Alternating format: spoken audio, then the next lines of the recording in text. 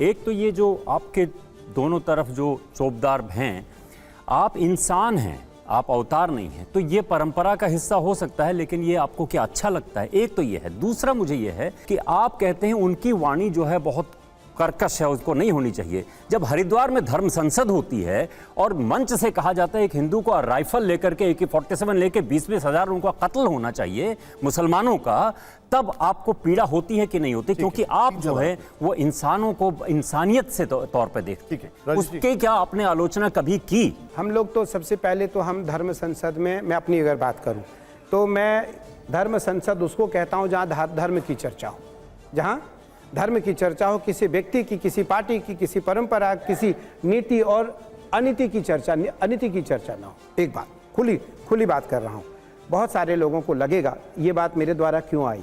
मेरा मानना है धर्मम आचरति इति आचार्य, आचरति इति आचार्य, संकरम आचरति इति आचार्य, आचर्यम आचरति इति आचार्य।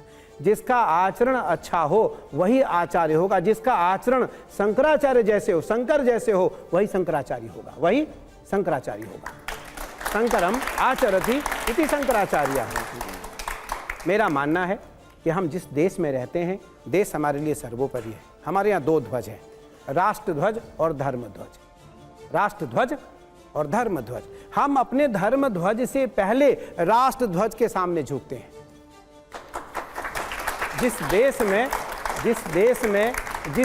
में परिवेश में रहो, कि जिस देश में जिस वेश में परिवेश में रहो, राधा रमण राधा रमण। महाराज जी मेरे प्रश्न का जवाब दे दीजिए। सुनिए, सुन लीजिए। मैं दुनिया में कहीं जाऊं, मेरा वेश नहीं बदलेगा, मेरा स्वभाव नहीं बदलेगा, मेरा आहार विहार व्यवहार नहीं बदलेगा। मेरा मानना है राष्ट्रद्रोही की बात नहीं। मैं जिस राष्ट्र में आप रहते हो, आप जनमानस के जनप्रतिनिधि हो, किसी जाति से हो, धर्म से हो, ये विषय बिल्कुल भिन्न है, लेकिन आपके लिए राष्ट्र धर्म सबसे पहले होना चाहिए।